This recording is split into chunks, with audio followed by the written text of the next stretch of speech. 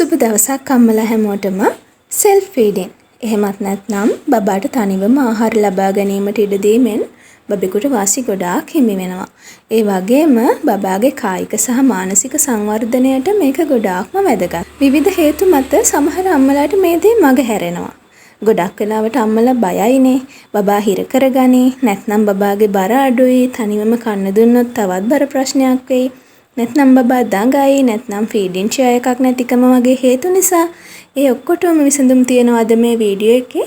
අපි බලමු බබාව තනිවම අතින් කන්න කොහොමද පුරුදු කරගන්නේ සහ වැදගත්ම ටිප්ස් කීපයක් මම කියලා දෙනවා. ඔයාලටත් try කරලා බලන්න පුළුවන් ඒවා. සාමාන්‍යයෙන් බබෙක්ට මාස 8 වගේ පහුවෙද්දී ෆින්ගර් ෆුඩ්ස් දෙන්න පුළුවන්. ෆින්ගර් ෆුඩ්ස් වලින් තමයි බබාගේ self feeding පටන් ගන්නෙ. දැන් බර අඩු වෙයි කියලා හිතන අම්මලාට පුළුවන් අමතර වේලකදී මේක try කරන්න. එහෙමත් නැත්නම් ප්‍රධාන වේලකදී බබාට අතින් කන්න තඹපු එළවලු තීරු කීපයක් තියලා ඒ අතරේ බත් එක කවන්නත් පුළුවන්. අපි බලමු මොනවද දෙන්න සුදුසු එළවලු සහ පළතුරු කියලා. මුලින්ම පොඩිවට කපපු වට්ටක්කා, කැරට්, ගස්ලබු, කෙසෙල්, අලිගැට peer, අඹ, ස්ක්‍රැම්බල් කරපු බිත්තර වගේ දේවල් හොඳටම ගැලපෙනවා. අල තම්බලා පොඩි කරලා පොඩි බෝල හදලා දෙන්නත් පුළුවන්. තඹපු බෝංචි නම් ඉස්සෙල්ලම නොදෙනවා නම් හොඳයි. කෙඳිත් එක්ක හිර වෙන අවදානම වැඩි බෝංචි වල. ඒ වගේම කිසිම අවස්ථාවක පොප්කෝන්, කඩල, කව්පි වගේ ධාන්‍ය වර්ග, රටකජු, ආමන්ඩ් වගේ නට්ස් වර්ග බබාට ගිලින්න අපහසු දේවල් නම් දෙන්න එපා ඉස්සෙල්ලම. බබාට මේක අලුත්ම අත්දැකීමක් නිසා, සිරවීමේ අවදානමක් තිබෙන නිසා තෙලවලු පළතුරු බබාට ගිලින්න සුදුසු වෙන්න හොඳින් සිහින්ව කපලා දෙන එක අනිවාර්යයි. අනිත් විශේෂම කරුණ තමයි බබාට තනිවම කන්න දුන්නා නම් කිසිම වෙලාවක බබාගේ නිවතට ඇස් ගන්න නරකයි. එයා දිහාම බලන්න ඉන්න ඕනේ. හොඳින් මොනිටර් කරන්න ඕනේ ආව. දාලා කොහෙවත් යන්නේ නැතිව ළඟටම වෙලා ඉන්න එක අත්‍යවශ්‍යයි. කෑම කන්න කියලා බල කරන්නේ නැතිව එයා මොකක්ද කරන්නේ කියලා බලන් ඉන්න. එයාගේ උත්සාහයෙන් කෑම කන්න ඉඩ දෙන්න. ඉතින් සතියක් දෙකක් වගේ යනකොට ඔයාට පුළුවන් හොඳින් තඹ ගනිපු පාස්තා, අලතීරු බැදලා බත් ඇට කිහිපයක් එහෙම දෙන්න පුළුවන්. බත් ඇට දුන්නාම බබා ඒවත් මූණ එහෙම ඔබා ගන්නවනේ. නහයෙන් උඩට අදින්න උනත් පුළුවන්. සමහර චූටි පැටව් එහෙම දඟ වැඩවලට දක්ෂයිනේ. ඉතින් හොඳ කල්පනාවෙන් ළඟට වෙලා ඉන්න ඕනේ. නැත්නම් අපිට බත් ඇට ගතියට දෙන්නේ නැතිව අපි බබාට බත් එක මෙරි වෙන්න උයනවනේ. ඒ විදිහට චූටි බෝල හදලා දෙන්නත් පුළුවන්.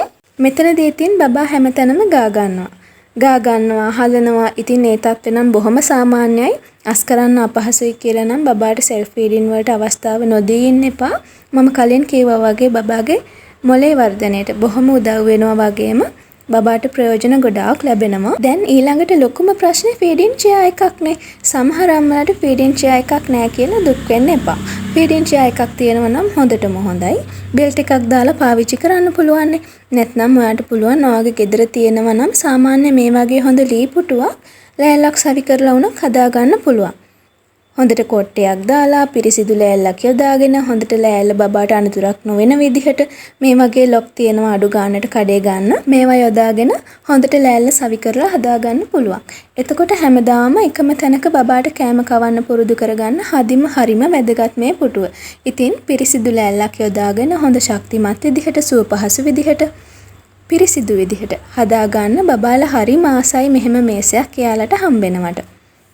ඊගාවට බබා එක්ක එකතු වෙලා අපිටත් මොනවා හරි කන්න පුළුවන්. මොකද බබාලා ගොඩාක්ම අපිව අනුකරණය කරන්න හරිම කැමතියි. අපිට නොදැන වුණත් එයා ඒක කරනවා. එයා කන දෙයකින්ම වුණත් ඔයාටත් තරම් කන්න පුළුවන්. එයාගේ හැසිරීම හොඳින් බලන්න අපිට නොදැනම වුණත් එයා ඔයාව අනුකරණය කරනවා. කෑම කන වෙලාව බබාට දවසේ ආසම කරන වෙලාව කරන්න පුළුවන් නම් ඔයා හරිම දක්ෂ අම්මා කෙනෙක්. ඔයාට කොච්චර මහන්සි වුණත් සමහර විට කවුරු හරි එක ප්‍රශ්නයක හිටියා වුණත් බබත් එක්ක මේ වෙලාව නම් හරිම සතුටින් ගත කරන්නම වෙනවා. බබාගේ හැසිරීම වෙලාවකට ඔයාට තරහ ඇති කරයි. ඒත් ඒ තරහ නම් පෙන්වන්න යන්න එපා. බබාට නිතරම තමන්ව පාලනය කරගන්න වෙනවා. අමාරුවෙන් හදාගත්ත කෑම එක බබා කන්න අදිමදි කරද්දී අපිට දුකයි තමයි. නමුත් බබාලට කෑම කවනවා කියන්නේ නිතරම ඉවසීමෙන් කරන්න ඕන දෙයක්. මේ විදිහට ටික කාලයක් කරනකොට බබා කෑම පිඟානම ඉවර වෙන්නම කනවා කියන්නේ ඒ තරම් සතුටක් අම්මෙකුට සල්ලි වලටවත් ගන්න බෑ කියන එක.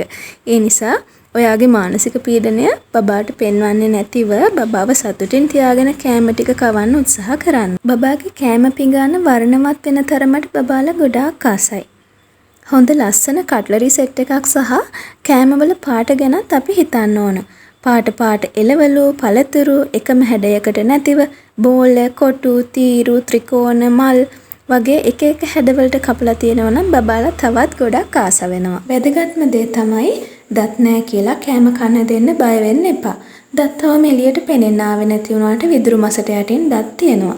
බබාලාගේ හනු හරිම ශක්තිමත්. ඒ නිසා වයසට ගැලපෙන විදිහට කැබලි ආහාර හුරු කරන්න බය වෙන්න එපා.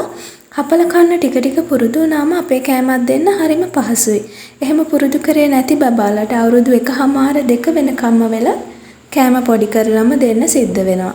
ඒ නිසා හැමදේම හරි වයසේදී හුරු කරන්න.